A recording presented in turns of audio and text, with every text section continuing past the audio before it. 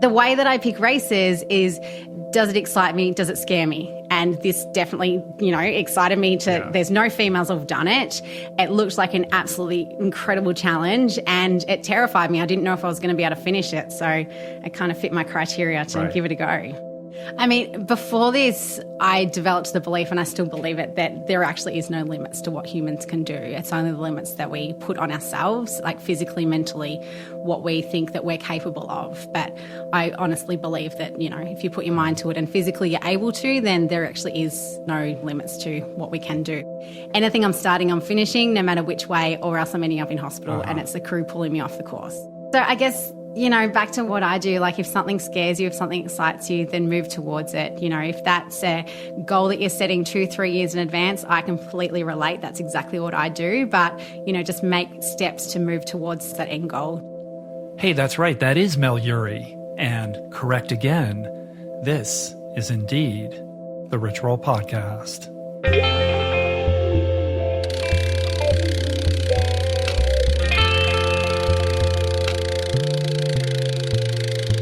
The Rich Roll Podcast. Greetings, all you bipedal life forms wandering our mystical spinning blue orb. This is indeed a digital apparition of your host, Rich Roll. Welcome to the show, to the program, to the broadcast podcast. How's everybody doing? Are you ready to settle in? Good, because begin we shall. In the past month or so, I think it's pretty fair to say that I've been on a tear hosting conversations with a pretty impressive list of powerhouse women breaking all kinds of paradigms. And Mel Urie, today's guest, has more than earned her spot as one of these powerful boundary crushers. And I, for one, am here to celebrate her today. Devoted listeners will recall Mel's first appearance on the show, along with fellow endurance fiend Danielle Grabol. That was a little over a year ago, RRP 421. And in that conversation, we discussed their kick-ass performances as the first two females to ever complete Epic 5, a race I helped pioneer that involves completing 5 Ironmans on the 5 Hawaiian Islands in just 5 days.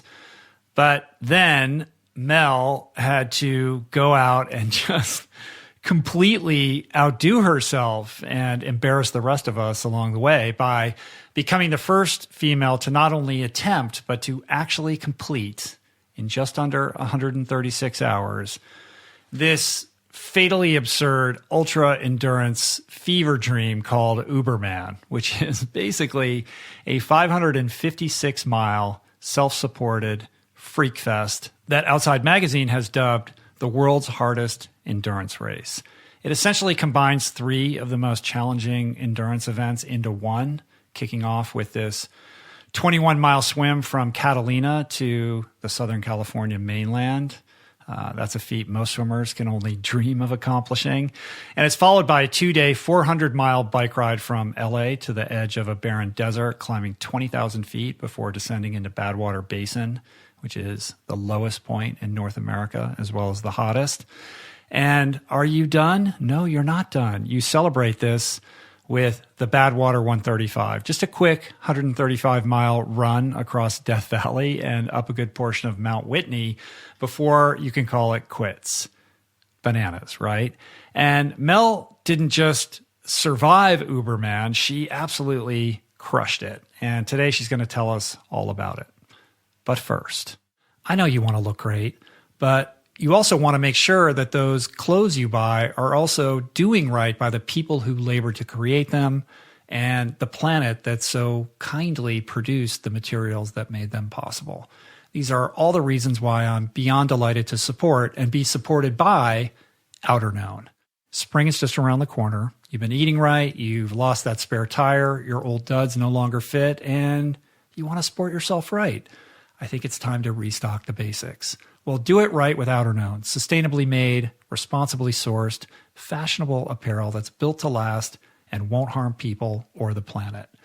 Unless you caught my podcast with documentary filmmaker Andrew Morgan back in July of 2016, that was episode 236. Check it out, please.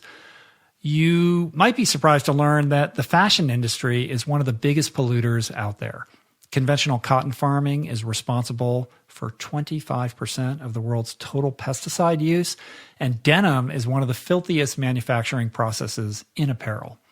Founded by pro surfer Kelly Slater, Outerknown is here to break this paradigm of fast fashion pollution, consciously crafting their wares in some of the cleanest factories in the world by folks who are paid fair living wages, as it should be. Might I mention two things about their SEA jeans? SEA stands for Social and Environmental Accountability. I like that. And second, they're guaranteed for life. You can rip them, you can wear them through, you can bust a seam or a fly, and Outerknown will replace, repair, or recycle your jeans for free for life.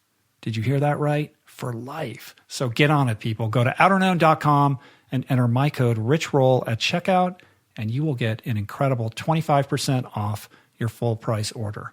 That's Outerknown, OUTERKNOWN.com. Check out their super cool selection of sustainable men's and women's apparel. And don't forget the promo code RICHROLL for 25% off. We're also brought to you today by Calm. So my friend Dr. Judd Brewer, who you might remember from episode 471, is very fond of saying that one of our fundamental problems is that we are humans doing rather than humans being. And I think about that a lot. It really resonates with me because I'm somebody who probably, like yourself, is constantly doing, whether it's training or prepping for a podcast or doing a podcast or recording this ad right now or rushing to pick up the kids, wrangling our dogs. It's very hard to just stop. And I consider myself mindful, but in truth, I'm more likely to find myself overwhelmed than still. But I got to tell you, Calm has really helped me form and maintain a consistent practice of meditation. And the difference is truly palpable. Whether you're just starting to dip your toes in the water with meditation or you're a seasoned yogi, Calm, the #1 app for sleep, relaxation, and meditation, is just an awesome resource to rely on. Aside from a huge library of guided meditations, Calm has breathing exercises, soothing music from artists like Sam Smith. They've got these amazing bedtime sleep stories, and so much more to keep you relaxed and de-stressed. And right now, if you go to calm.com/richroll, you'll get a limited time offer of 40% off a Calm premium subscription. That's 40% off unlimited access to Calm's entire library with new content added every single week. Get started today at calm.com/richroll. Okay, Mel Urie. So this is a conversation about Uberman, of course, why she wanted it, what happened, what she learned doing it. But it's really much more than that. It's really a masterclass on mental toughness. It's about putting limiting beliefs in the grave. And it's about what it means to live a no-excuse life. This conversation isn't just for women. It's not just for those interested in exploring the world of mind-bending endurance sports. This one truly is for anyone and everyone out there looking to break the glass ceiling on your own human potential. So, without further ado, let's get after it. Welcome back to the podcast. Thanks. We have a lot to talk about. We do. There's a bit that's happened since we last chatted. I know, right?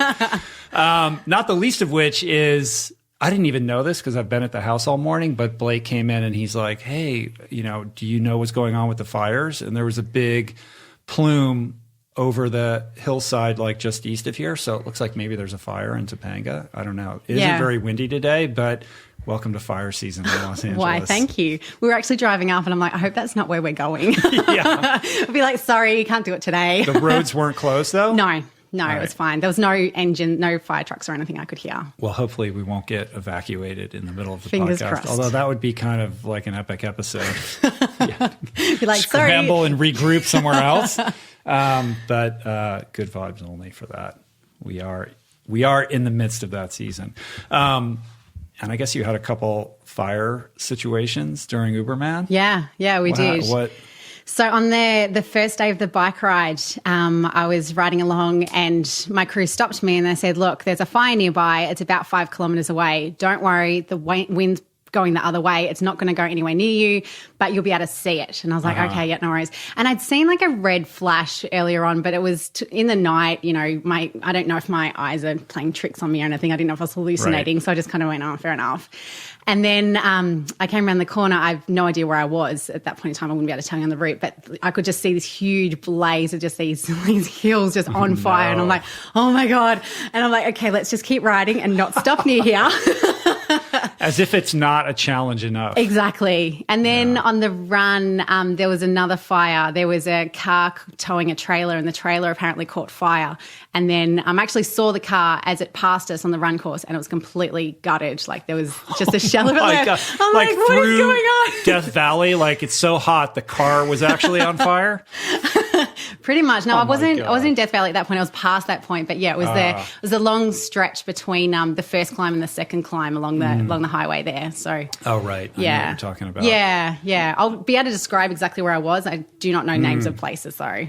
Well, the last time you were here was, what was that, like a year ago? Yeah, year and a half almost ago or a something year. like that? It's like November last year. Right, because you were getting ready to go do Ultraman. Correct. Which I want to talk about, but let's table that for now. Because the bigger thing and the reason that you're here is that you decided to tackle this thing called Uberman, which I'm going to make you define in a moment. And I told you, if you survive it, you got to come back and tell me about it. Because despite the things that I've done, I have a hard time wrapping my head around this crazy challenge. Yeah. So tell us what Uberman is. So Uberman, as the website describes, is the world's toughest triathlon. It involves the Catalina Channel swim. I talk in kilometres, so you might have to use miles. I think Dan describes it as the ultimate triathlon odyssey. Oh, well, there you go. That sounds even more amazing. So it's a 33-kilometre swim from Catalina Island across to the mainland. 21 miles. There you go, 21 miles, thank you. And then you ride, it's a bit over 600 kilometres, so it's about 400 miles. Yeah. And then you finish at the Badwater Basin, and then you do the Badwater run course to Mount Whitney. And you actually finish at the trailhead, so it's a little bit past where the Badwater run finishes. Oh, wow, you keep going up. A little bit further. I don't know how much because I haven't done Badwater. That last half marathon up there is ridiculous. It is. It really is. I will not disagree with that. So essentially, it's in the way that Ironman was originally devised to test who is the fittest athlete, the swimmer, the cyclist, or the runner, by combining the Oahu open water, rough water swim with the ride around Oahu and the Honolulu Marathon. This is sort of taking it to the next level by combining three of, what's considered, some of the most challenging ultra endurance events in the respective disciplines. So you have the Catalina swim, which is swimming from the island of Catalina to Los Angeles. On a clear day, you can see the island. There are plenty of days when you cannot. It's quite a distance. Riding your bike all the way to Death Valley from Palos Verdes, and then running Badwater. I mean, for somebody to just run Badwater and nothing else, that's like a bucket list challenge of a lifetime, that people work decades just to be able to tackle and complete. But to put it on the back end of these other two things is truly astounding. And the fact that anyone can survive this is extraordinary. And not only did you survive it, you crushed the women's record by some ridiculous number of hours, right? I was the first woman. You're the first woman to complete it. Yeah, there was another woman who did it as a relay. So she did the bike. Yeah. So I'm the trailblazer. Right. And then Adam Scully Power, who broke the men's record by 40 hours or something like that, right? And for those that are listening, Adam was a guest on the show in the very early days for doing some crazy distance run all the way across the state of Massachusetts or something like that, right? So that was really cool that the two people doing it have both been on the show. Yeah. And if you go to the results page on the Uberman website, it's just one name after every year. This year there was three. Right. I was like, whoa, we're triple. Yeah. So what inspired you to even attempt this?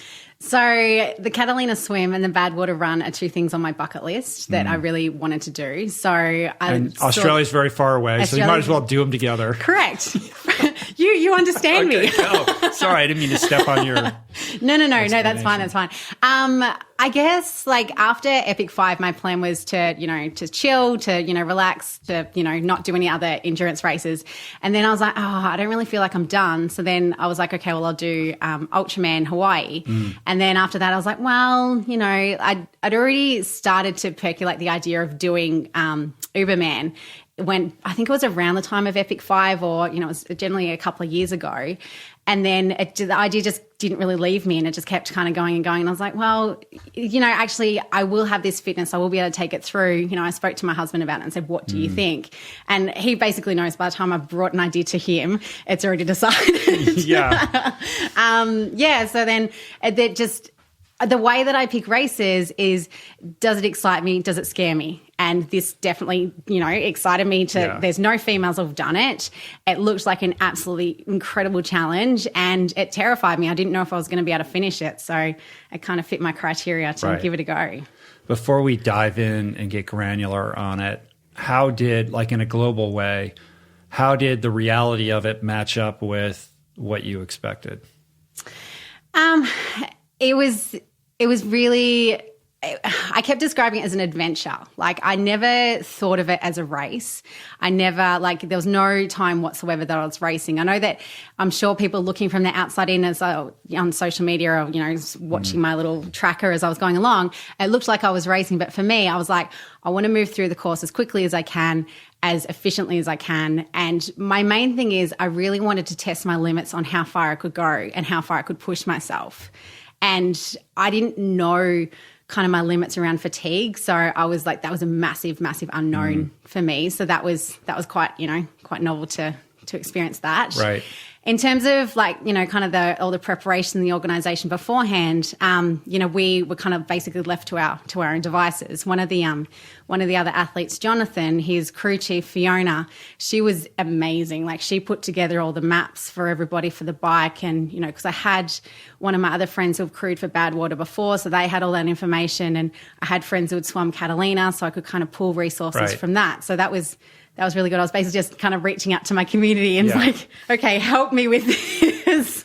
Well, it's an expedition, I mean, it's 556 miles. So of course you're going to be tested in terms of the limits of your fatigue. Yeah. But the only way to complete it to the best of your abilities is to do it with efficiency in mind. Yeah. I mean, I don't know what racing that means. Yeah. Otherwise, you know what I mean? Yeah. Yeah, absolutely. Absolutely. It's not something that I really feel like you can, have that racing mindset of, have to go as fast as possible, because it was more, you have to be as efficient as possible to then still be surviving enough for starting the run, and then the last part of the run, the last half marathon, as you said, up Mount Whitney, it's brutal. Right. So, well, I think one thing, on this idea of racing, one thing that did distinguish your attempt this year from what has transpired in the earlier iterations of this odyssey is that you were kind of racing it. I mean, you were trying to see how quickly you could do it, as opposed to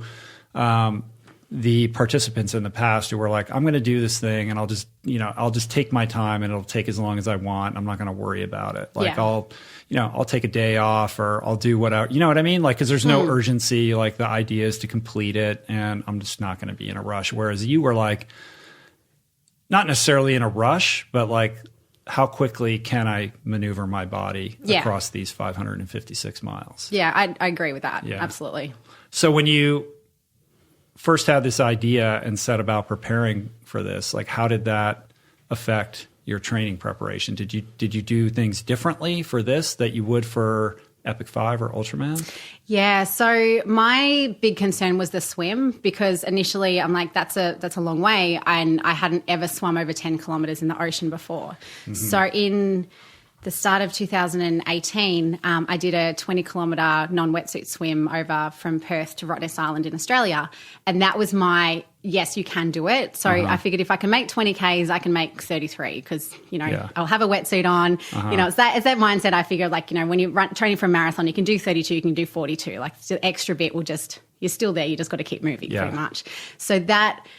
I've got the mindset of, if you prove it, then you can do it, basically. So that's how I kind of got the confidence of that.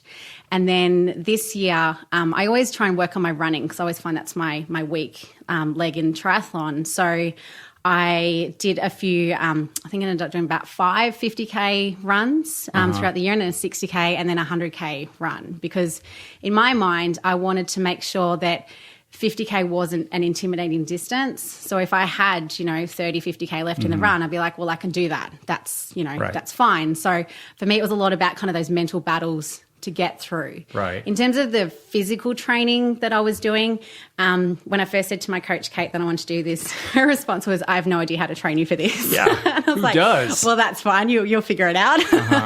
I know, exactly. It's so unknown. So the way that she would do it is that she'd choose a sport a week and then just overload that. So have, like maybe 4 or 5 swims a week and have that as the main focus.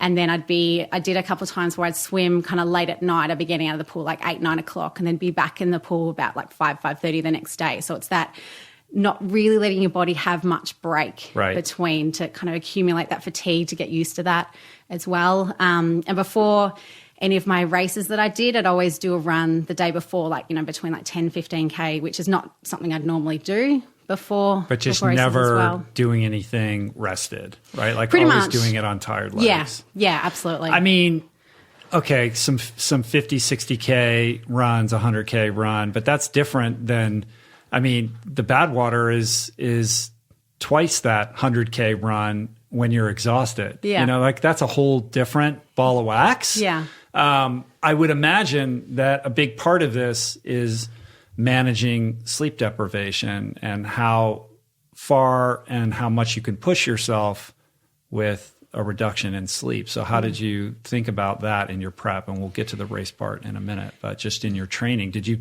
get up in the middle of the night and do stuff, or try to go on 2 hours of sleep, or any of that? No, I didn't do any of that. You didn't? Because when I did Epic 5, I got minimal sleep and was still quite functional. And then when I used to do night shift, I've done like really big training blocks, like 20, 25 hours a week, managing with night shifts. So I know in my body and my mind that I can push through fatigue. And, I'd be so exhausted to the point, I'd like almost fall asleep standing up sometimes. So I didn't feel like I needed to, do those kind of middle of the night training, because I can still, if I need to switch on, I switch on very, very well, very quickly. So, yeah, and actually I reached out to Iron Cowboy and I said, hey, just need some advice around, sleep and, manage of fatigue. And he's like, you don't manage it, you just deal with it. And I was like, okay. I'm like, but that made sense to me. Like that, that kind of, that really just reduced my anxiety around it. And I was like, okay, well, I'll just have to manage with whatever I do. And so during the race, we just had different sleep plans, like, could I go this long, or if not, stop me and I'll have a sleep beforehand, or, whatever. So we just had a bunch of different plans and did that. Wow. Yeah. That's something that's really rough for me, to be able to have the aptitude to manage that. That's a talent in its own right, I think. Yeah. I think my crew were quite surprised, because I'd sleep for a couple of hours and then I'd actually be quite refreshed from that. I'm like, that's all I need. And then I'll keep going for, 12 hours or whatever I needed to. So, yeah, I know. It sounds so strange. How many crew members did you have? So I had probably 6 core people. So I decided I wanted to manage them in shifts, because I didn't want the same people the whole way through, because the crew fatigue is going to be incredible compared to my fatigue as well. They're probably going to get less sleep than I do. So I had like a night shift and a day shift.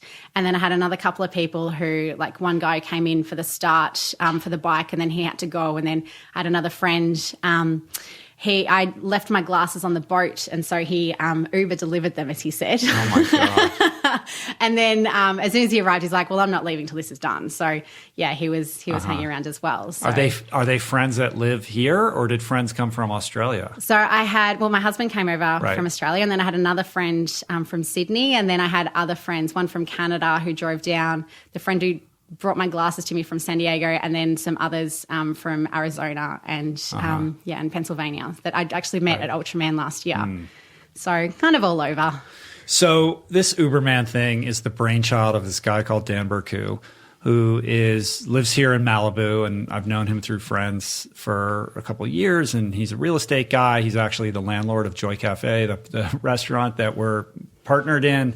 And I remember when he first told me about this idea that he had, he was inspired. He turned 50 and he was inspired to like get fit, and he came up with this crazy harebrained idea. And he was like, I'm creating this thing called Uberman. You should do it. And I was like, I don't know, man. Like, is it a thing? Like, are you really doing like, I think it just started with an idea and like, let's see if it could be done. It wasn't like canonized as some kind of race, but he's now created some semblance of structure around it where he hosts this thing every year for, what is this, the third year, fourth year? Since 2016. Yeah. But part of this is that it's not an organized endeavor where you show up and there's a meeting and like you're handed a packet and here's all the things that you have to worry about. It's very much a choose your own adventure. Like, okay, here's the thing. This is what you have to do. Now go do it. Correct. And it's kind of all on you to figure that out. So you arrive here and you just you just go out to Catalina. I assume there's a start time, and everybody who's competing starts at the same time, or how does all that work? You just start whenever you feel like it? Or Okay. So originally the start time was like 6 p.m. on the 10th. And Adam, he had a boat captain that he'd organised, and the boat captain's like, I can't do that time. We have to start on the 9th. And all Catalina swims start generally around 11 o'clock midnight. Mm-hmm. So starting at 6 p.m. would be ridiculous because you're going like against the tides, and it's not a smart time to start pretty much. So there was kind of discussion amongst the three of us who were doing it, and we're like, okay, so what does your boat captain say? What does yours say? When should we start? Jonathan, who was the other guy who did it, he's like, well, I want to start earlier. And then, so it was basically everyone just started at different times. So I think Jonathan started like maybe about 9. Adam jumped in the water about 9:45, and I was just after 10 p.m. on the 9th on that night. So it wasn't even we're all starting at the one time. It was just start your watch, off you go, basically. Right. So I'm particularly interested in the Catalina swim leg portion of this because my coach, Chris, as you may know, like Otillo is doing a race in Catalina. I think it's March 1st. Or I didn't know that. 28th. Yeah, it's coming up. And he's like, hey, we're all going to do it. You got to do it. And then we're going to swim back from Catalina after the race. He's like, you got to do it. And I'm like, how many times have I swum in the last month? Like, I'm not exactly, fit for this, but it has my wheels turning a little bit. And I have plenty of friends who've done that swim. My buddy Hank Wise, who was a teammate of mine at Stanford, I think he has the record, and he does it he does it all the time. Like, he's constantly doing it. Just like a lap of the pool. I think he has the fastest crossing time. But I'm interested in your strategy for that and what it's like to swim like in the middle of the night. Like, it's got to be freaky, right? Yeah. It was really cool, actually. I really loved swimming at night. So I've got a lot of swimmers that I know who do the English Channel swim. So I always track them, and it's always like this big S curve bend, and I'm like, the tides push you around everywhere. And then I had a couple of friends do Catalina in the 2 weeks beforehand, and their swims were a straight line. I was like, so this is actually quite easy swim in terms of the tides not pushing you from side to side and things. So that kind of reassured me of, okay, I'm not going to be battling, the whole time. So high tide was about 8 p.m. So if I was to do my time over, I probably would start a little bit earlier to catch a bit more of the tide. Because, you jump in the water, you swim down to Doctor's Cove, which is where the swim starts. So you get out of the water if it's an official crossing, because your feet have to be dry on both sides to make it official.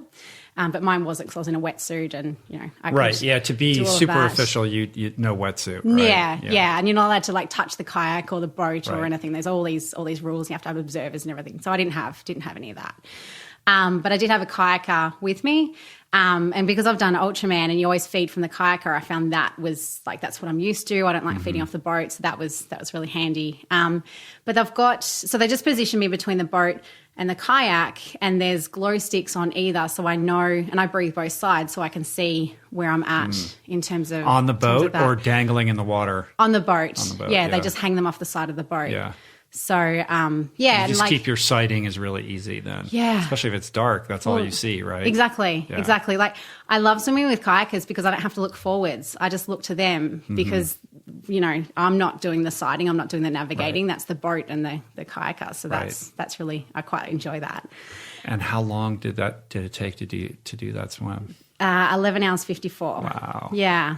Yeah. Wow. So it was cool. There was one particular point, I think it was for a few hours, where I was like swimming through all these little salt things, or like little kind of block looking things. I don't even know what they were. Someone said they were calamari, someone said they were salt things, but they lit up from just the light from the boat. They were all just glowing. It's absolutely amazing. So, but no death-defying encounters with large wildlife, marine wildlife. No, there was no sharks. Okay. It was funny. I said to what is the shark deal with that? Like, has there ever been a shark situation with the channel swimmers?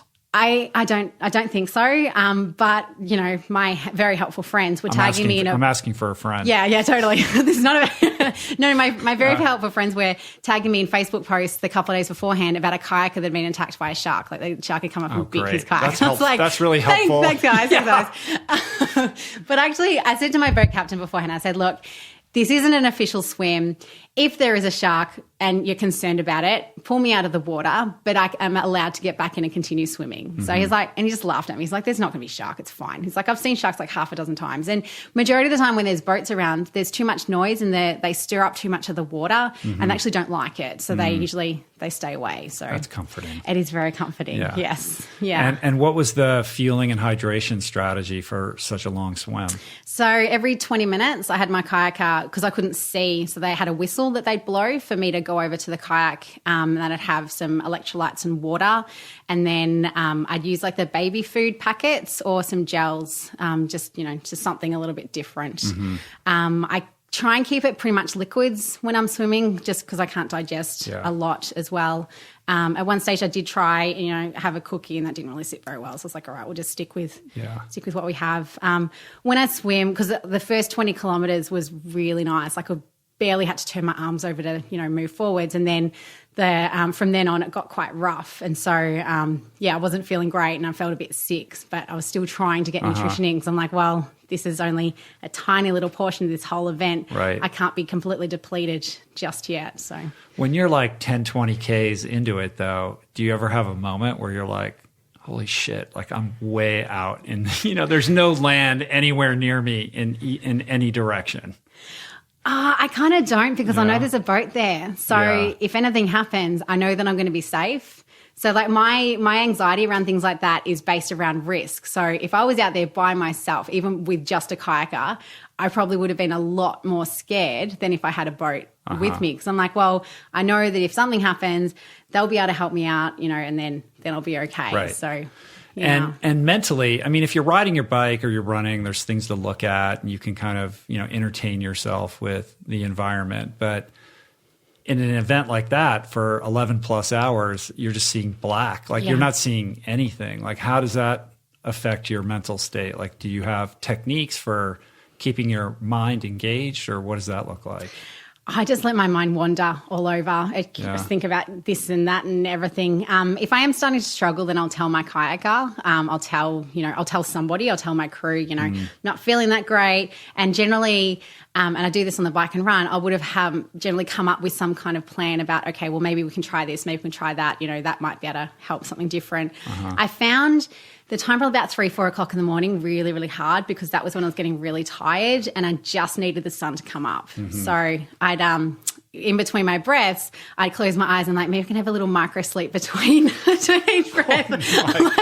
While you're swimming. While I'm swimming, yeah. But then, once the sun starts to come up and it gets light, then it rejuvenates you. Then, your body starts to wake up a little bit more again. And that was hard. But the most mentally challenging part, I actually had a friend who does a lot of kayaking for the channel. He said, in the last quarter of the swim, don't look towards the shore. I was like, yeah, okay. So of course, what did I do? I looked towards the shore. But the thing is, it looks like it never changes. Yes, and you never get any closer. So I looked at my watch and my Garmin, I was about, 10 hours or something. I'm like, oh, okay, maybe I'm about an hour away from shore. I might, get this done in around 11 hours or something. And my kayaker even thought I was closer than what I was. And he said to me at around 11 hours, he's like, oh, this will be your last feed, then we'll be in.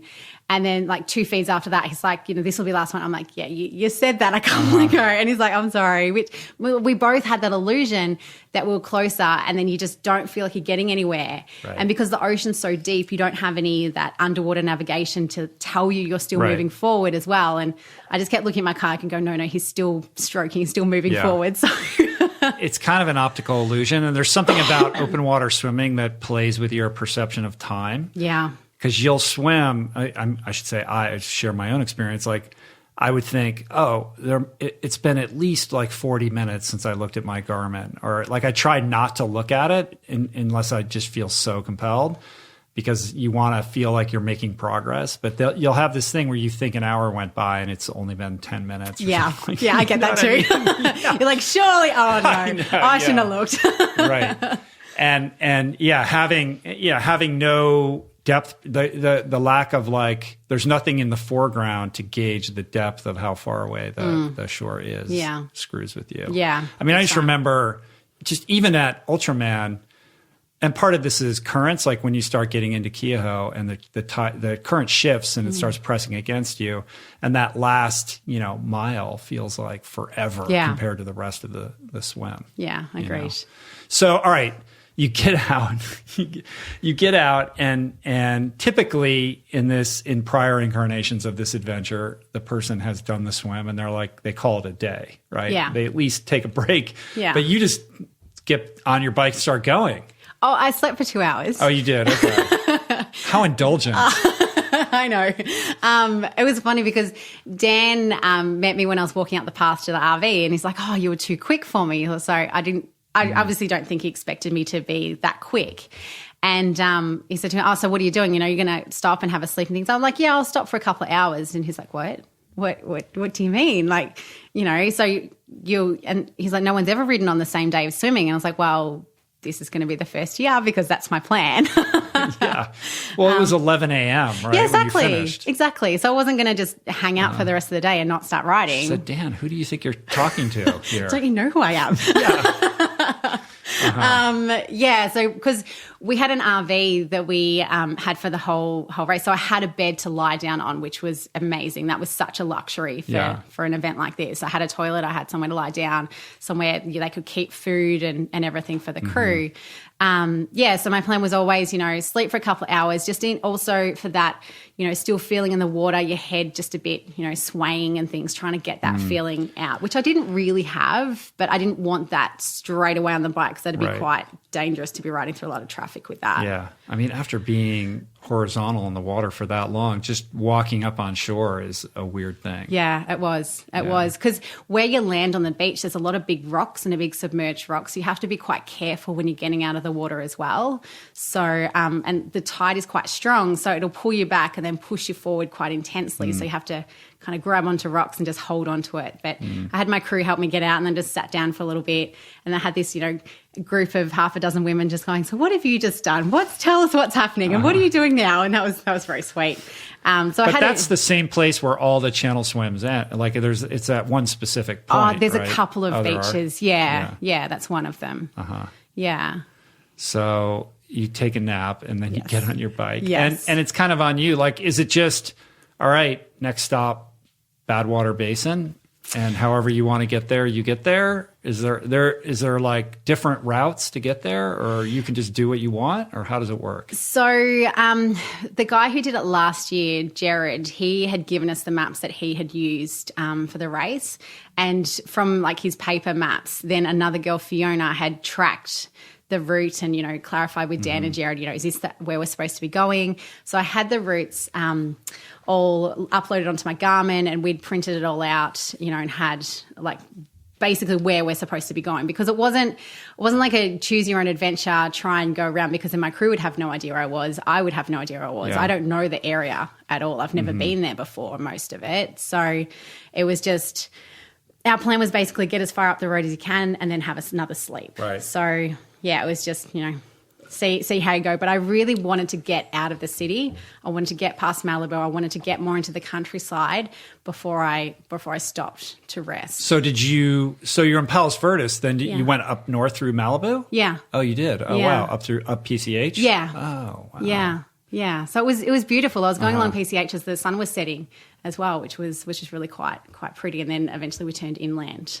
Like once you got up to Point Magoo, like where it flattens out, or do you remember? Do you remember, Michael? You don't know? No. Somewhere around here. Yeah, somewhere around there. Yeah. There was a turn. I turned.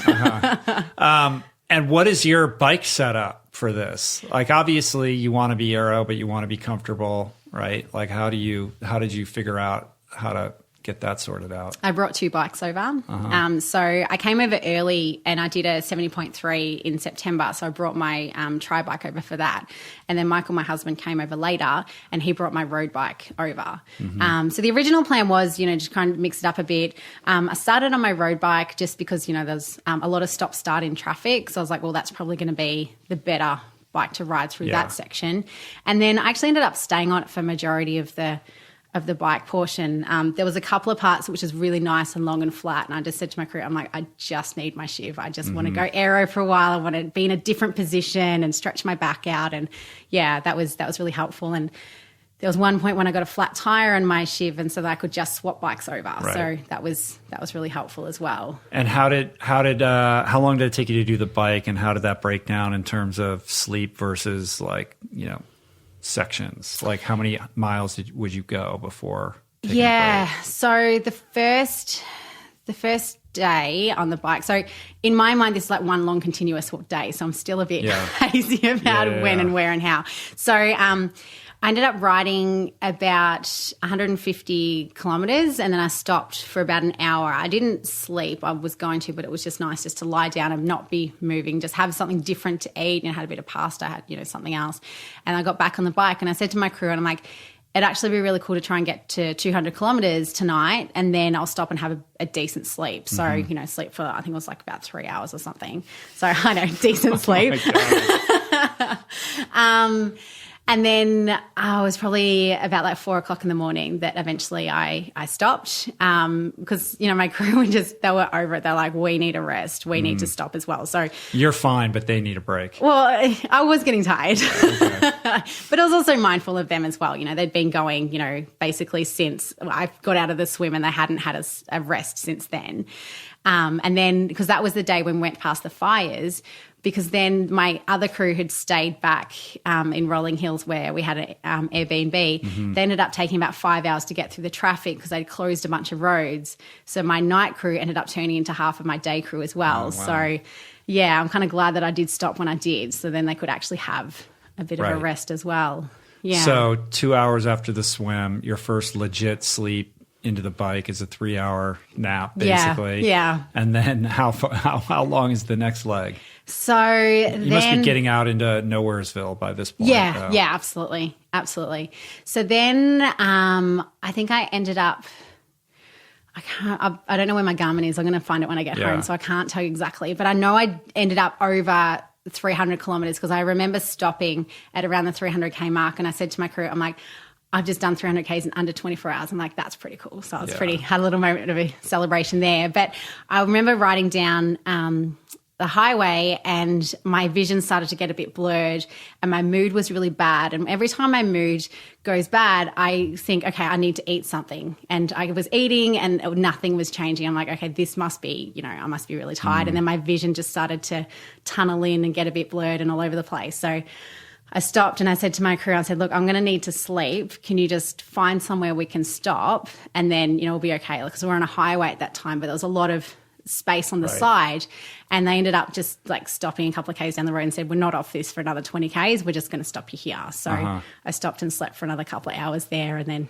got up and got going again. And what is the nutrition like on the bike and what kind of meals are you eating? So when I'd stop, initially I was having like pasta, trying to have some, some kind of other carbs.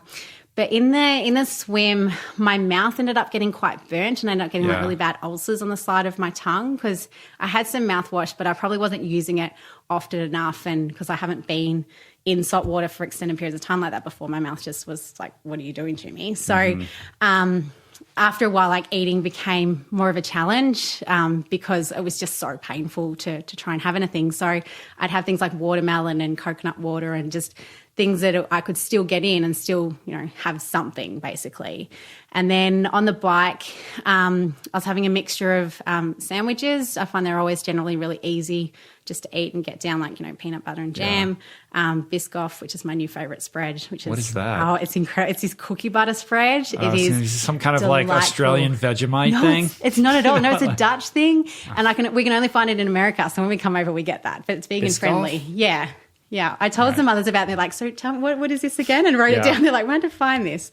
It's just a different flavor, basically. So I was having that. I was having Cliff Bars. I was generally eating bars and things more at nighttime because I find when it gets hotter, I can't digest as much food and, as much things Keeping like that. Keeping it more liquid during the day. Yeah, liquid. And, I try and eat as many solids as I can on the bike because I know I can't have that amount of solids when I'm running. So I try and kind of get as many calories. Yeah, because you're not just eating for what you're enduring in the moment. You're eating for the next day and the next day and the next day and the next day and the next day. Exactly. I learned that from Epic 5. Like everything I did in that was for day 5. Right. So I was like, I can't stop fueling day 2 because I don't know how long this is going to take me. So I just had to keep eating.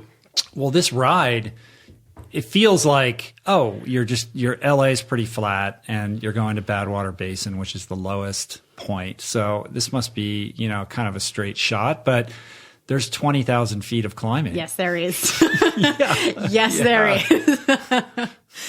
So it was really, really full on. And then the last big climb was the first climb in the Badwater Run as well that we did to come down into the basin. So, I did that in, I think it was like the middle of the day. So that was full bore, intense sun, trying to get up that. So what I actually did in that is because the RV was too big to be able to stop on the side of the road, we had a friend who had a car. So every so often I'd stop and just jump in that with the aircon just to cool my body temperature down before then I got back on and kept riding.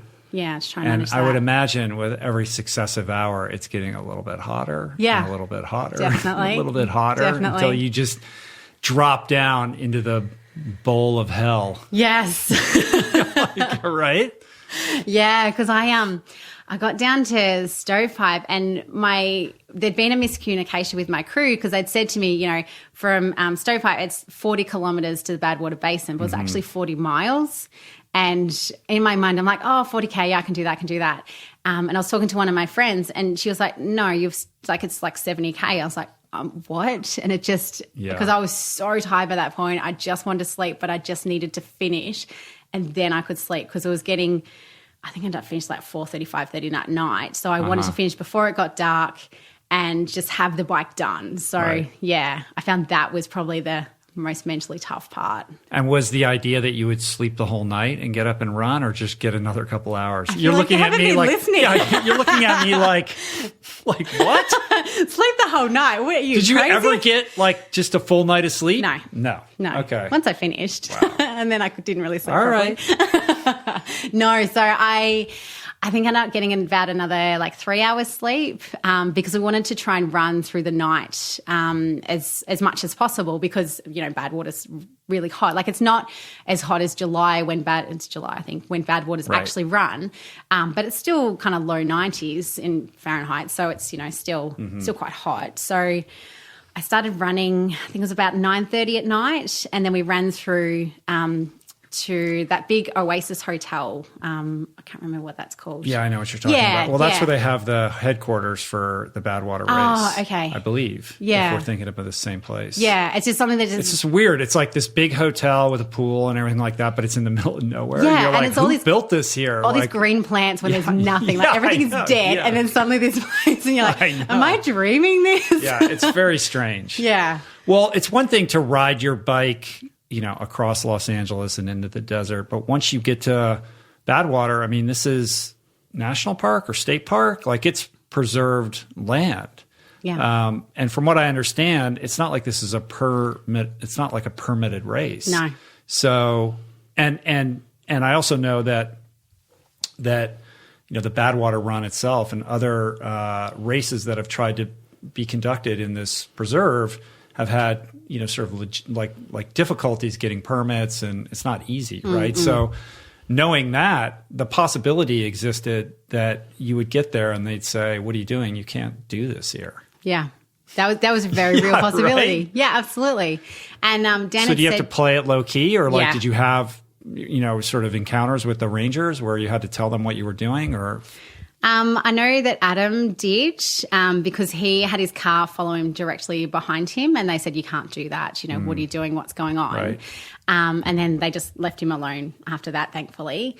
But yeah, that was a very real concern. And so, we were were quite concerned about, the amount of cars around me and the amount of traffic. And, because by that stage it was a car that was kind of taking my crew off to go and sleep and then coming back. And then we had the RV, and then had another friend who's kind of hanging around, and we're like, we can't have a big circus around these. Yeah, like draw we don't want to. Yeah, we don't want to draw attention. They'll shut you down.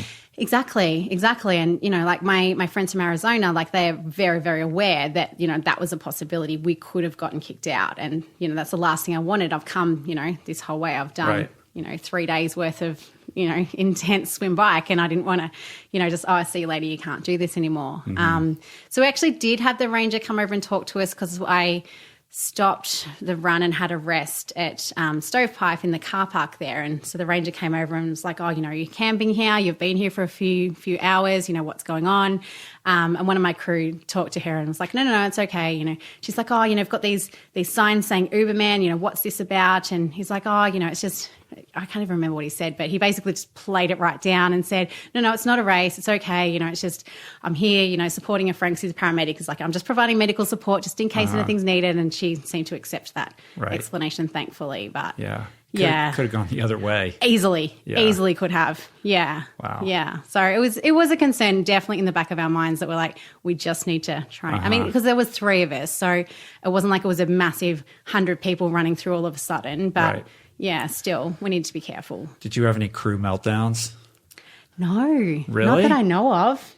No, I didn't hear of any. Kept from you. Yeah, maybe. Yeah. Maybe I might have to ask them again. I mean, that is a lot to ask of another human. It's like, Yeah. that is a very difficult job. Yeah, huge. Especially when you're not sleeping at all. Yeah, pretty much. Yeah, when I'm on the go the whole time. No, it was...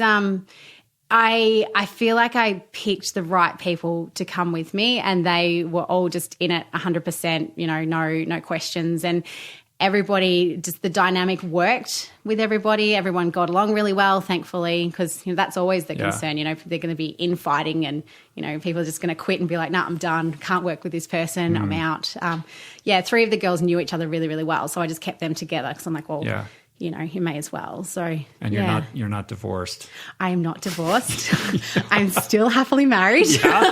How does all of this work with your marriage? Like, it's got to put a little bit of a strain. Definitely. Yeah. It can't be easy to tackle something like this and be present for your relationship. No. It more comes up during the training, really, than the race. I mean, the race, I know that Michael, you can set aside everything for that. Yeah. And I know that, like, he doesn't sleep a lot. Even, like, and the biggest thing, we were talking about it afterwards, was being away from me was really quite stressful for him, because he's like, I'm not there, I'm not in control, I don't know, I can't see you, are you okay?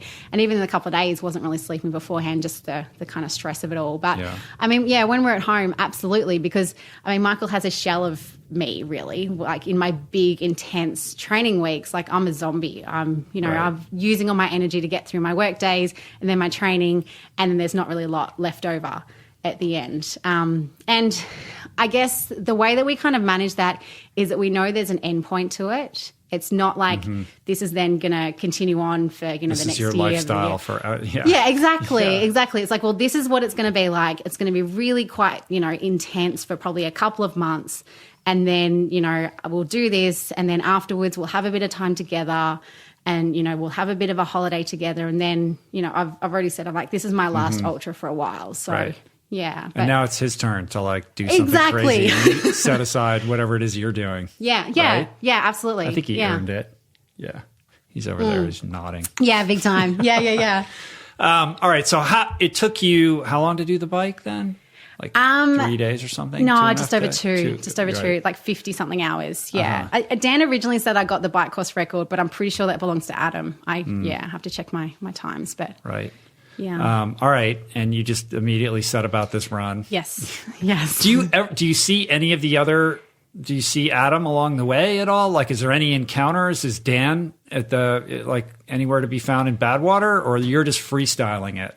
Yeah. So on the swim, like, I saw their boats. I saw Jonathan as I passed him in the water. And then on the bike, I saw Adam once, and I was so excited because I just happened to look down this road and there was a crew car there, and I was like, oh my God, I haven't seen you. And so I just stopped and had a chat with them, and that was really lovely. And then I didn't see him for the rest of the time. I saw him and his crew, they'd already finished and they were heading off, but they came and found me on Mount Whitney and, stopped to have a bit of a chat. And then Jonathan I saw when I was heading out of Stovepipe up the climb and he was coming down on the bike. So that was really nice to be able to give him a hug and just, wish him well. Right. I saw Dan on the first day, and that's when he's like, what are you doing? Why are you not sleeping? Similar question. Because it's Uberman, that's why. Exactly. It's like, we don't sleep in Uberman. What are you talking about? And then I saw him again. He came and found me on the run so I ran through over the first climb and then had a stop in Lone Pine, and then he saw me there. It was a bit before on the second climb. And then he had to go back to LA, so he wasn't at the finish. Because they've got this big hammer thing that they for the athletes to be able to hold up at the end. So he's like, I'll make sure you get that. I'll make sure you get your little pin, and I'll see you later. And he tried to catch up with us today, but I was like, well, we've still got the RV. I don't know if we're actually able to park it anywhere, and it was just getting a bit too hard. So fortunately, we didn't see him. Yeah. That's amazing. I mean, for people, I've said this before on the podcast, but for people that don't know, the Badwater course, basically considered one of, if not the toughest foot race in the world, 135 miles across Death Valley. They do it, in the peak of the hottest, time of the year, where temperatures can be up to 120, at times 130, like when you're coming through Stovepipe Wells at 2 or 3 in the afternoon. I think they started at different times now, but in its original incarnation, that's what it was. And everybody, wants to talk about the heat, but what goes underappreciated or unnoticed is how much elevation gain there is. There is crazy Huge. Climbing. There are massive climbs throughout the course, and it culminates with this ridiculous climb up the portals of Mount Whitney to 8,000 feet. And you just said you actually go past that little campsite? Yeah, you go just even a little further? Bit to the Why? trailhead. I don't know. There's a sign there. Because it has to be just a little bit harder? Pretty much. Oh, God. we can't make it easy for us, apparently. Yeah. I don't know. That's ask Dan. Right. But you are doing it at a little bit of a different time of year, so the heat's probably just a little bit less intense. And I don't have the 48-hour cutoff as well. So when I started the run, I was like, there's no way I'm going to do this in 2 days, which I didn't need to. I didn't have to. That wasn't a pressure that I had. Who cares? Exactly. Yeah. I'm like... But you were still doing basically out on the course for 12 hours and then sleeping 2 to 3 or something? Or what was the strategy there? No, so we'd extended my sleep for the run. I know. So I know. disappointed. I had 4 hours at one point. God. I think I was up to 5. Oh, there was planned for 5. Anyway, so when I got to that weird oasis place, I think I slept there maybe about 4 hours. And then when I got through to Stovepipe again, I think there was maybe a 3-4 hour, because I finished that at maybe 11, 12 o'clock. So my crew were like, well, there's no point in getting you out on the road in the hottest part of the day to start climbing. Right. So you may as well have a bit more of a rest.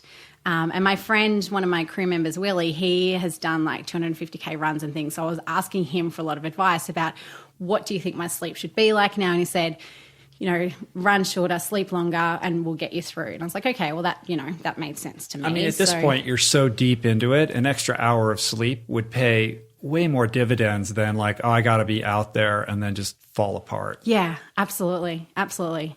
And my sleep overall, I ended up getting a lot more sleep than what I thought. We worked it out and I got over 30 hours sleep over the whole thing. So in my mind, I'm like, that's actually a lot of sleep. How luxurious.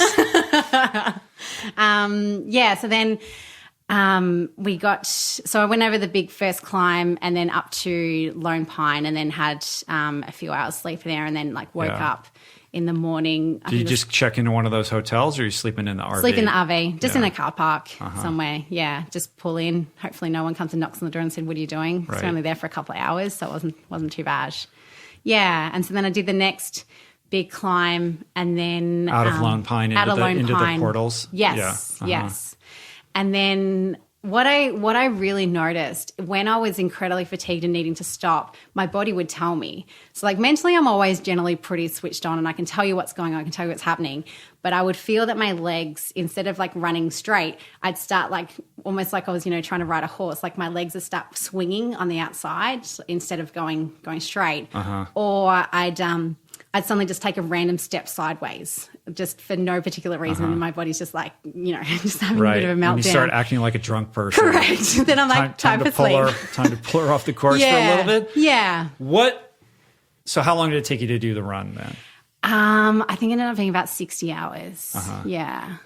And what was the hardest part of this whole thing? Like, where did you really meet your maker? I think it was probably coming to Stovepipe in the heat of the day. That was when I was really just mentally going, this is really tough now. Before that, on that section on the bike that I was talking about, which was interesting because I was saying to myself, I'm like, well, this is what you wanted. You wanted to try and push yourself. You wanted to try and find your limits. And it had actually felt relatively easy until that point, just like mentally to get through, because I'd been keeping my heart rate so low. I'd been feeling really well. And so then when I had that challenge, I'm like, okay, well, let's embrace this. Is this what we really want? But yeah, probably that section when it was incredibly hot and like in the Catalina swim, you can see where you're going to and you're like, oh, that's only 2 miles away, but it takes forever to get there. So yeah, like just trying to fight that sleep. And then the other time was coming into the base of Mount Whitney, that little town there. I can't remember what that one's called. Do you remember? Isn't that Lone Pine? Is that Lone Pine? Oh, yeah. Tell you, one continuous long day. Yeah. I can't remember. The little cowboy town. Yeah. So when we're coming into there, I was so tired and all I could do, like I just had complete tunnel vision because I have a crew member with me at all times just for safety and because I like company. And so they've got a headlight on. And so I'm like, just shine it in front of me. And all I could do was look at that. And I couldn't look sideways. I couldn't look at anything else. And I was just like almost falling over. And I'm like, just get to the RV. And then finally my crew's like, see that sign there? That's where you're going to. I'm like, I can't even look up. But okay, good. At least we're almost there. Yeah. But never a moment where you're like, I got to pull the plug. Like I can't go any further. No. Never. No.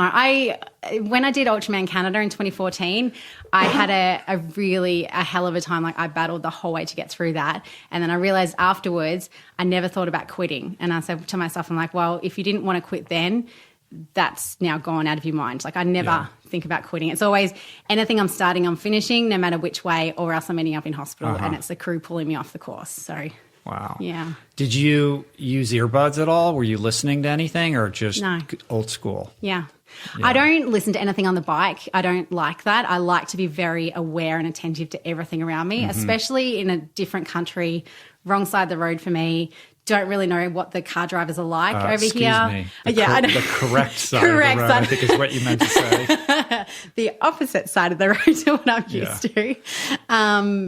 So, I mean, like I'm used to the drivers in Australia. I know what they're like, but I don't know what they're like over here. So I don't want any distractions. Was there any close calls with cars? No, actually, everyone was really, really good, thankfully. And when it was at nighttime, I had my crew were driving behind me, so I felt quite okay with that. Yeah, and I was really, really lucky. And then on the run, I had a crew member with me at all times, so it was great because I had 3 days of not talking to anyone. Like I'd get in the RV, I'd sit there and eat, and then I'd fall asleep when I'd get back up and get on my bike. And so I'm like, all right, well, let's chat. Like let's, But never like, hey, maybe I could listen to some music or like an audio book or something like that to just like engage my mind in a different way, especially when, the fatigue sets in. One of my friends had a speaker that he chucked down his top, so we were able to listen to a bit of music. So that was pretty cool. And then in that really long stretch before you get to Lone Pine, my friends in the car, like they were cranking the tunes for me as well. So there was a couple of moments with some music. That was really fun. It's a party. Oh, it really was. It was great. Well, I'm getting the impression that this was all just a casual affair and you just knocked it out. Like you're so low key about the whole thing. Like it was not I did easy. It was like, it was hard, but I never felt like quitting and it's all good. No. And it was so funny because Dan's like, was it hard enough? Was the bike hard? I'm like, no, the bike was well challenging. Like it is a really, really hard race. I mean, Dan's like disappointed that you weren't more tired or something. I think probably that I didn't look as bad as it probably should have. But I have such a good poker face on the bike. You can't tell when I'm suffering. Like, I physically won't show any signs really until I'm like way down the rabbit hole. So, and I managed to get onto everything before it ended up being that bad. I mean, I did have struggles. Like, my mouth was really painful. Like, I'd have to use mouthwash quite regularly, and then, you'd tell when I'd used it because I'd be like screaming because it'd be so painful. My wetsuit tore strips off my neck. So I had this, because I taped it, that lasted about 10 kilometers. Yeah. So I had like 25 Ks with no tape, no nothing, and my wetsuit just like jarring the hell out of me. So, I mean, my paddler said at one stage, "Do you want me to do something about that?" I'm like, well, what are you going to do? Like, there's nothing. I'm just going to have to put up with it. So then on the bike, turning my head was quite hard to do. And I'm used to turning right to look for cars instead of turning left. So that was kind of screwing up your neck a little bit. Totally. Do you know Ross Edgley? Yes. The guy, did you see the pictures of what his neck looked like? Yes, wetsuit? He literally had, he just had duct tape taped all around his neck to like try to keep that from getting worse, but it was gnarly. I don't know what you could do about it. Like, Well, once it starts, like, well, that's it. Yeah. You're just managing it. Like, you're not going to get it to go away. Yeah. Brutal. Yeah. Well, you can only train so much, right? No matter what event it is that you're preparing for.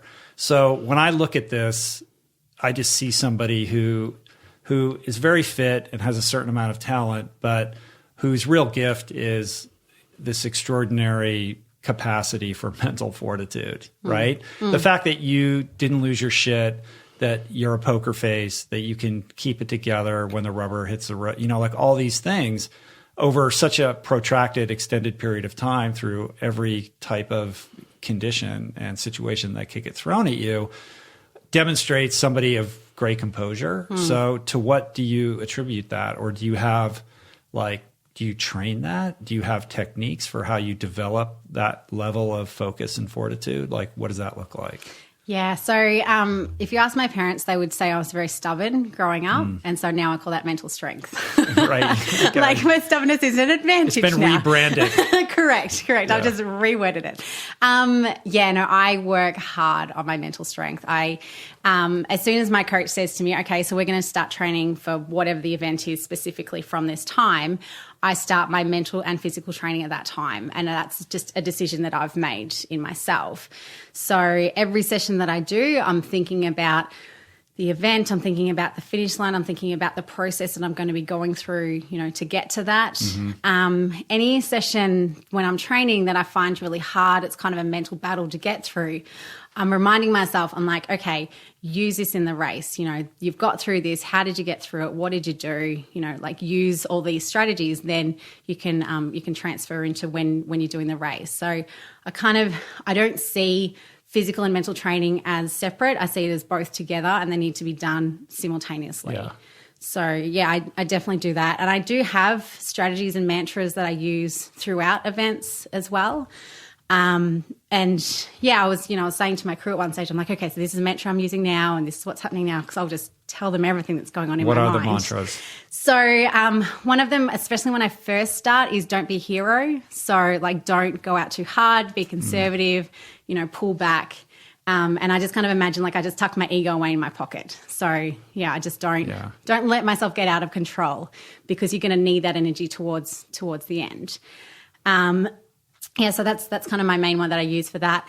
When it's hot, I use a few different things as well. So my previous coach, Craig, he'd said to me, you've got to stop complaining about the heat and saying how badly it affects you. You're going to have to figure out a way to be able to manage it. So I was like, okay, all right, how am I going to do this? And so I use a couple of things. Every time, I can feel the sun, and if it's really intense, I just, express gratitude, and I'll say, thank you for the sun. And I imagine it giving me energy and kind of powering me along. All of my gingerness is absorbing this. It really is. I know. You look at my pasty skin, I'm like, I should not be in the middle of the sun in Badwater. You should be doing this in Scotland or something, right? I really should. Yeah, Dan can create Uberman in Scotland. That'd be perfect for me. Cold weather all the way. So I do that, and I never verbalize that it's hot. I never say it out loud. And if anyone says it to me, I always respond automatically, and I just say it's not that bad. Because for me, if I speak it, it's my truth, and so then I don't ever want to say it out loud. And I'm always checking in with myself all the time. How you feeling? How's things going? Is anything hurt? Is anything going on? Can you adjust anything? Do you need to eat something? Do you need to drink something? And so all of those things, just constantly doing all these different checks and talking to my crew as well. I'll be feeding them information. If I stop, I'll say, okay, so this is what's going on for me. This is what I need. This is what I need you guys to do, and then kind of using that energy as well. Often it's the other way around, though, where the crew has to kind of compel the athlete to eat or drink because the athlete doesn't want to, and there's sort of a tete-a-tete, that goes on. Yeah. But it sounds like you're pretty in tune, and you're not the person who's resistant to, all of that. No. And, I feel like I've learned over time that I just can't. I just have to. I just have to give in to that. And at some stage I do say, I don't know what to do. I need you to help me make a decision here. So, but again, I've already told my crew that I might get to that point, and then they might have to help me, and then they're amazing, and then they step up. So, yeah. Well, a couple things. So you finish this race. The first thing I want to know is what is the emotional, experience of completing something so massive, and what second to that. And more importantly, what did you learn about yourself? Yeah. So I finished during the day, which was incredible. I was the only one who managed to finish in daylight. The other two finished at nighttime. And when I saw Dan in Lone Pine, I said to him, specifically, I've seen pictures of Mount Whitney. I want to see it in daylight. And he's like, yeah, perfect. And I ended up finishing about 2:00 in the afternoon. So it was really, really cool. I didn't, because I haven't been there before, I didn't know specifically where the finish line was. So I was kind of going, okay, where am I finishing? Is this it? Is this it? And one of my crew members was like, Mel, it's over there, it's over there. And I'm like, yeah, it's okay. I see it. It's okay. I don't need to hurry. I've done it. So there's nobody else around. Exactly. I'm not racing for a finish time here. But I actually had all of my crew there, and then just quite a few random people who they're like, we know something's going on here and we want to know and we want to be a part of it. Just people that were hiking and camping and stuff. Yeah. Yeah. And there was one woman that said, we saw you coming up when we were driving. So she's like, so we knew we had to wait around for another, 10, 20 minutes to see you finish, which was really, really special. I was just, I don't know. I can't even really describe the feeling that I had. It was just absolute amazement that I'd done that. This was, I'd managed to complete this goal. I was, really, really happy, really overwhelmed, and just full of love for my crew as well. They played a huge part to be able to get me through to the finish. It was amazing. And I just kind of sat down and was like, wow, I don't even think it's still sunken in that I managed to do that. And it's pretty crazy. Yeah. Yeah, absolutely. Do you have video of you completing it, or video taken along the way? Yeah. I had a documentary guy doing it. Yeah. Oh, wow. Yeah. Cool. Yeah. So that actually came about completely random. So I had one of my crew friends, it's his work friend, and he wants to get into documentary filmmaking. So he contacted me and said, can I do this? And I was like, yes, I would love that. So, So film is in the works. It is in the works. Yes. Very cool. Yeah. Yeah. And we'll just have to wait and see where that ends up, what happens with it. We don't have specific plans, so we'll just have to wait and see. Right. So it'll be pretty amazing to be able to actually relive all of it as well, because I know I will have forgotten a lot that actually happened, my fuzzy brain remember everything, so that'll be cool. You get a pass for that, I think. And back to the question, what did it teach you about yourself, and also just about potential and the capacity for the human being to do amazing things. Yeah. I mean, before this, I developed the belief, and I still believe it, that there actually is no limits to what humans can do. It's only the limits that we put on ourselves, like physically, mentally, what we think that we're capable of. But I honestly believe that, you know, if you put your mind to it and physically you're able to, then there actually is no limits to what we can do, which is kind of scary if you think about it in that way, about what we can do. And in terms of what I learn about myself, the main takeaway that I have for now, I mean, I need probably about like 2-3 months to reflect on this and actually really kind of dig in and find out what it all means. But when I first went to the, we all got together for a dinner before Uberman started with the athletes and crew and Dan. And I walked in, and for the first time ever, I didn't feel like I didn't belong there. Like I always have this kind of imposter, you know, someone will walk in with a group and be like, oh, where's the athlete? Who am I supposed to be looking at? And, you know, always kind of be like, I don't belong here. I don't fit in here. And it was the first time, and actually caught me by surprise because I hadn't really thought about it. And I just went, I have earned my place here. I belong here. So that's pretty cool. Because the imposter thing is something you've talked about before. Yeah. And I think it's something that you were battling when you came on the podcast. Totally. Last time. Oh my God. I had the biggest meltdown afterwards, just going, who the hell are you to come on here? Like, what do you mean? Seriously. Like, no. Danny and I were talking about it, and we were both like, well, if no one listens, at least our mums will like it. And a lot of people listen to that. Oh, I got so many messages afterwards. It was beautiful. Yeah. Yeah. No, absolutely. Yeah. Well, I'm good. I'm glad that you've overcome that. Thank you.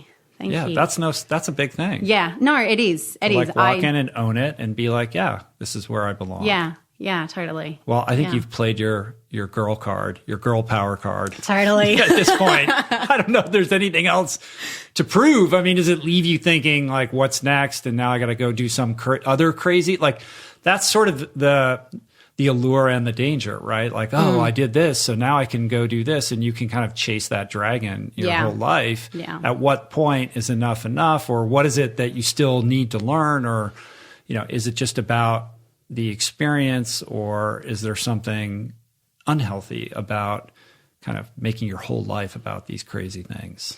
Yeah. So, I mean, I've done 3 years worth of ultras. So I did Epic 5, then Ultraman Hawaii, and now Uberman. And I know if I try to train for another ultra, it's going to really just destroy my brain. I'm just not going to cope with that. So I already knew before I did this is going to be my last ultra for a while. Like I just really need to step away from it, because like the training for this has really mentally taxed me, because also work has been really, really busy, really intense. I haven't had kind of any downtime at all in my life. So I really need some time and space just to, reduce the mental load, reduce the training, and get back to a little bit more of a sense of normality in my life. I will still like do races and do events, but they just won't be as long. Crazy. Yeah. I mean, I'll come back to it, but just not for a while. Right. After the thing was over, was there like a dinner with Adam and Dan? Like, were you able to swap war stories and, have a meeting of the minds with everyone? Or did you just split and like, I'm done, I'm leaving now? Like, how did that work? Yeah. So, I mean, Adam came and saw me on Mount Whitney, and he was flying out that night because he could only come away for a certain amount of time because, got family and had to get back to. And then Jonathan finished a few days afterwards. So we were all kind of too far apart, really. Yeah. So, I mean, I had like my crew, we all hung out that night, and that was really nice just to sit around and chat and, talk about different things that had happened and really funny things that had happened and just random things. And then I had another couple of days just with a couple of crew members as well. So it was nice not for everyone just to disperse suddenly and I'd be like, oh, hang on, so we had that kind of decompression time together as well, which is really cool. What was the most unexpected thing that occurred? So one of my crew members decided to buy some costumes, which was fine, except one he brought was a clown, and I'm terrified of clowns. And he had like this mask on, which made him look like he was from It. Like I was going along at one stage along the road, and I was with my friend Mary, and we both look over and we're like, there's a clown over there. Oh my God, what's going on? And we were panicking. We're like, did you think you were having a hallucination? At first I was, yeah. But then I always check with whoever I'm with. I'm like, can you see that too? And she's like, no, I can see that. And we're like, okay, fair enough. But then we ended up getting more and more anxious and then just feeding off each other's anxieties because we didn't know, because she thought she'd seen one of my crew members who it was. Right. So she was confused about who it was. I had no idea in my foggy brain. And then she said to me, it's like, it's okay, he's gone. And then he was on the road behind us. We're like... And then he was running. Literally getting chased by it. We were. And we ended up like having to signal to my other crew in the car, just like shut it down. Like I was almost in tears. I was so scared. Oh my God. So, yeah, I mean, he felt really bad afterwards. He's like, I'm so sorry. I didn't think you would have that reaction. In terms of other things that were surprising, to be honest, like nothing surprised me. Like, I mean, how my body reacted to fatigue, like that was something I hadn't experienced before.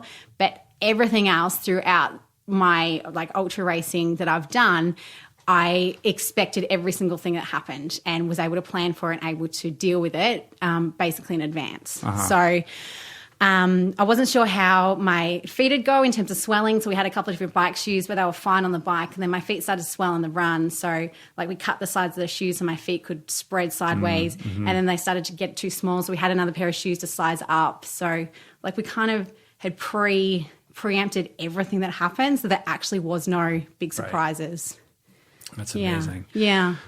Well, hats off. Thank you. It's crazy. Yeah, it is. I can't believe you did it. I know. Either can I. And did it swiftly. And seemingly, yes, difficult, but without all kinds of crazy, unforeseeable obstacles and things going haywire and wrong and all that kind of stuff that usually happens. I was incredibly lucky with that. Yeah. I mean, things have the potential of going completely sideways. Yeah, the RV hits a deer or like stuff happens. Yeah. Yeah, absolutely. Yeah, like I could have, broken both my bikes and not be able to ride. Like who knows? Yeah, exactly. Yeah. Well, last time you were here, you were about to leave to go to Hawaii to do Ultraman Hawaii. Yeah. Ultraman World Championships. And you completed that, but that didn't exactly go to plan, no, right? No, it did not. No. So what happened?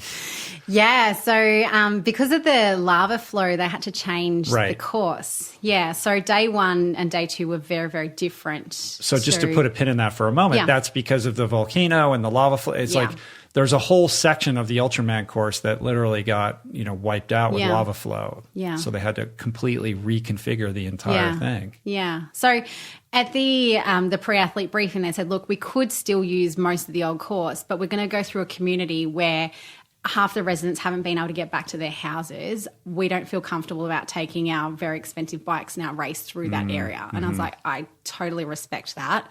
So that's why they decided to also change the course. And I mean, hats off to them. They gave us a course. Like potentially they could have not even been able to do that. Right.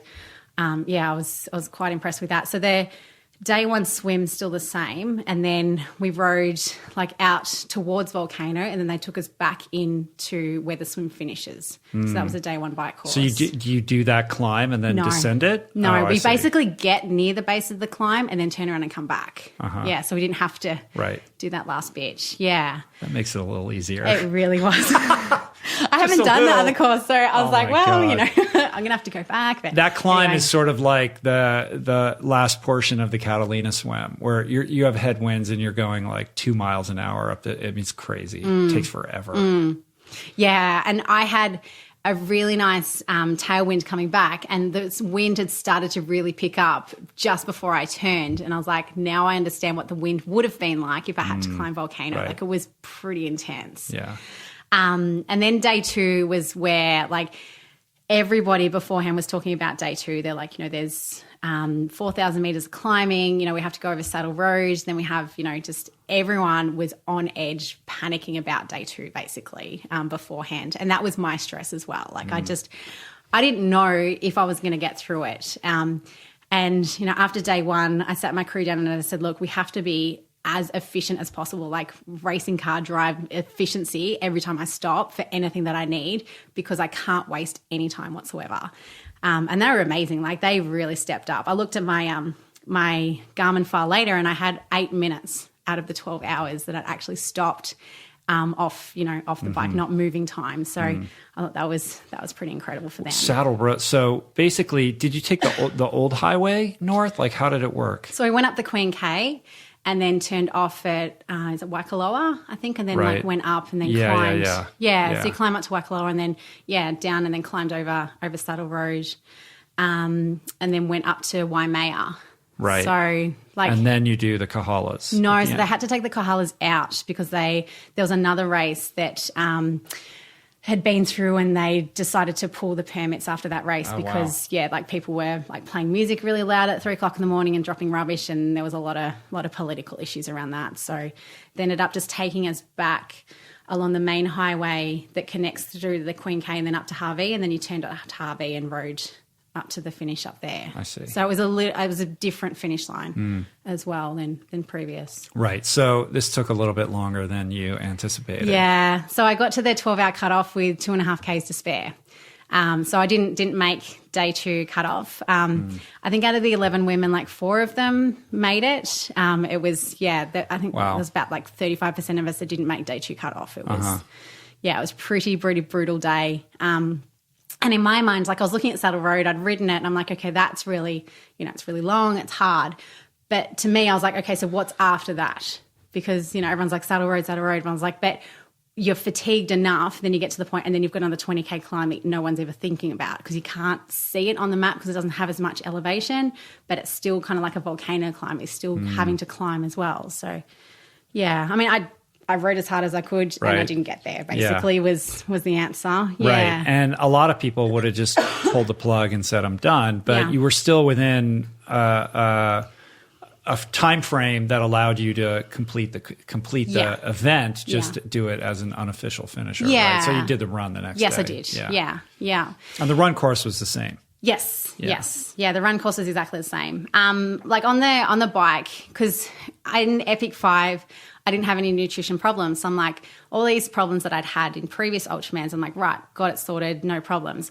But because the intensity level of my heart rate was higher, I had nutrition problems again. Yeah. And so on the bike, like I was vomiting for about 4 hours and able to take in little bits, but not as much as I should have or could have really. And so then on the run, I started running and within about half an hour I was dry reaching and throwing up and I was just like, what am I doing? And I feel like that was probably like the most mentally hard part about that because I kept saying to myself, I'm like, why are you doing this? Like there is nothing that's going to change the outcome of you finishing the run today versus not finishing. And I just kept running. I'm like, okay, well, I don't have a good answer to stop. So therefore I'll just continue until I find one. And of course I know that I'm never going to find one. Right. But it took me about 2 hours to actually figure out the answer to that. To that question, I just kind of kept it hanging there. I'm like, why are you still going? I'm like, I don't know. So I'll have to just keep going. And then eventually I came on the conclusion of I don't quit. And if I did quit today, then what was the point of yesterday? What was the point of battling all day, basically? Whereas, from as soon as we started, like I was battling to try and get to the finish line in time, then what was the point in doing that? So that's why I ended up finishing the run. I like that. I think a weaker mindset would have been, I don't have to do this. Like, why am I doing it? As opposed to, I need to find an answer to quit versus I need to find an answer to keep going. Yeah. You know what I mean? Yeah. Yeah, definitely. That's amazing. Thank you. So you finished it. So here we are.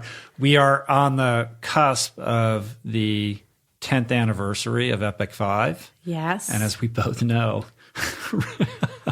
Rebecca Morgan, who was here last time, who's the race director and the angel of all things Epic 5, has something planned to celebrate this 10th year.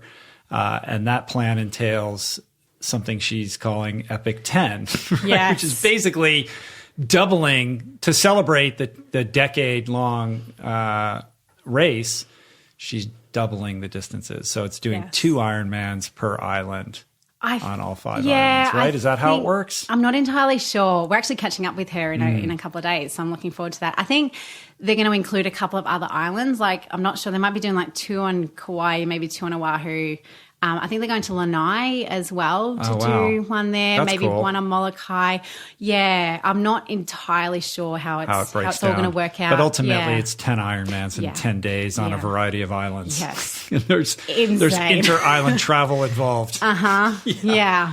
So does this tempt you Not just at all. Yeah, okay. You asked me All this right. last time, and my answer's still the same. No. All right.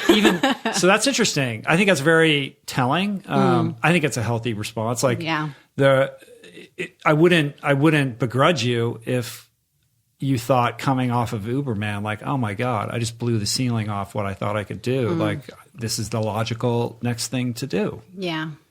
Yeah, for me, there's a couple of reasons. So one, realistically, I actually don't know if I'd be fast enough to then get through each day to get to the next island for time-wise. Because I'm very, very good at going long for a long period of time, but I don't have a lot of speed. The ultimate that tortoise. would be correct. Yeah, I just will not stop. And yeah, the other thing is I just need a break. Like, I just need like that mental break, and the idea of putting myself through another huge training block, it doesn't appeal to me at this point in time. But in saying that, I have said to Rebecca, I'll go and help her out. So yeah, I do plan to be there, but just not as an athlete. Right. Yeah. All right. Well, I think it would be good and helpful to people that are listening to provide a little bit of wisdom and guidance for the individual who is inspired by what you've done and accomplished, but is struggling to get off the couch, or maybe trying to figure out how to do their first 5K or step it up from, the 5K to the 10K to the marathon. Like, how do you, communicate to that person? Yeah, absolutely. I love these questions because I get a lot of people saying, especially after the podcast I did with you, that, they've started because they heard me and they heard my journey and heard my story. Oh my God, it's so good. And the other one is, I've told my daughter about you, and I was like, oh, it just touches my heart. In my mind, something's better than nothing. So for me, I take all of the decisions as possible out of my day to make sure that I can be successful in my sport. So first thing in the morning, alarm goes off. I don't even think about getting up. I just get straight up. All my clothes are already out, ready to go, put them on, get out the door. Remove the decision fatigue. Correct. Because, my job is incredibly stressful at times, and I can get home, just be mentally exhausted, knowing I still have a session to do. So if my clothes are already out, I don't let myself sit on the couch. I don't let myself have an out. I just have okay, this is what you're doing, and then you can stop. So that's the way I kind of manage it. So I think for the people who are, trying to start to do something, it would be not aiming for perfection, not aiming for do something every day. It's like, if you do something 3 days in a row, take one day off, that's not a failure. Okay, start again the next day. Because I feel a lot of people are like, if I don't do it 100%, then I'm a failure and I may as well not even try. So yeah, if you're doing something, I don't look like that person that I see in the magazine who is crossing the finish line, and so why bother? Yeah, exactly. I know before I did Ultraman Canada, I looked at the picture of the athletes and I said to myself, like, does anybody there look like me? And then that informed me of like, oh, actually, they're not all super fit, superhuman looking people. Maybe I might be able to give it a go. So I absolutely had that as well, and still do to some extent, because I have that hang off of like, I don't look like those people in the magazines, yet I can still do these things. So, why can't other people as well? And I think we're sort of presuming that everybody knows your backstory because we covered it in the first episode, and everybody should go back and listen to that because I think it helps contextualize all of this. But it's not as if you were, crushing marathons and triathlons your whole life and grew up as this like hardened athlete. No. Like this is still like a very fresh, pretty new thing in your life. Yeah, absolutely. Absolutely. I started triathlon in 2005. So, and before that, I was only just doing things for a bit of fun.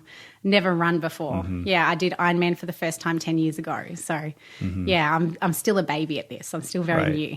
Yeah, that's such a tortoise response. Because somebody's like, well, that was a decade ago. You're like, it was only 10 years ago. And I think it speaks to this kind of myopic view that we place upon our potential, in the sense that we tend to focus on what can be accomplished in 3 months or 6 months. And if we can't do it then why bother? Or it's too hard, or I'm not good enough.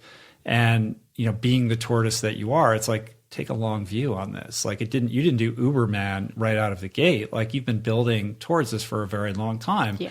And as any good tortoise will tell you, you just keep moving forward. And it doesn't matter how slowly you're moving, as long as you're along that trajectory that's getting you closer to that person in that place. Yeah. Yeah. One of my crew actually said to me is like, just relentless forward motion. And I kept thinking about that all the time. It's like just forward motion, just keep moving forward. Right. Doesn't matter how fast or slow, you get there in the end, which, I did. Yeah. Yeah.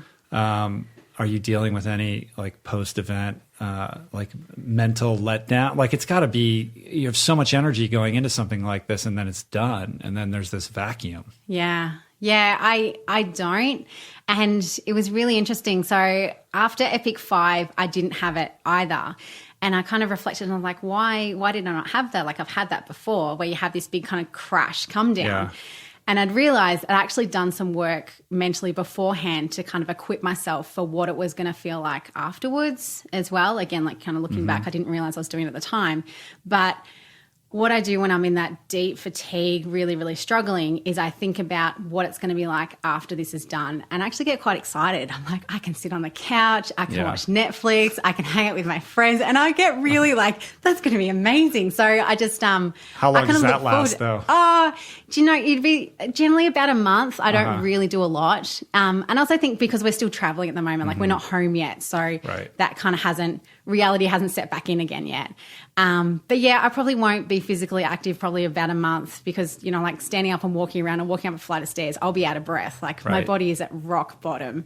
If I try and do anything right now, I'm just going to like make myself sick or something. Yeah. So I need to just give myself that time. And then, in that time, if I want to do something, then I will. But if I don't, then I don't put any pressure on myself to have to do something. So that's kind of the mental refresh that I give myself as well. Right.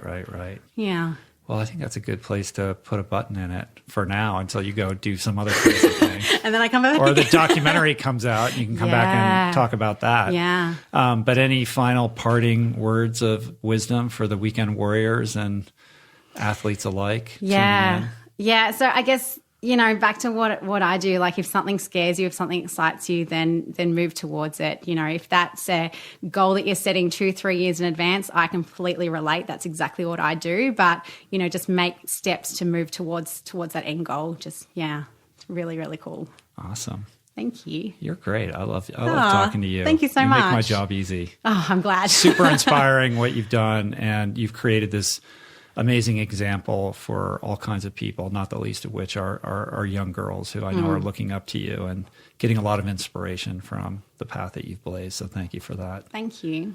And if people want to connect with you, where's the best place for them to go? Yeah, so I've just started an athlete page on Facebook. One of my friends has convinced me that's what I need to do. I'm like, okay.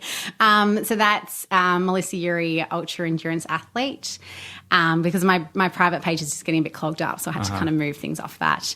My Instagram is at rangamel, and same on Twitter. I don't really use Twitter that much. And my blog is rangamel.wordpress.com. Cool. All right. Thanks so much. Thank you. Come and talk to me again. Oh, I will. Don't worry. Peace. Blends. Uberman.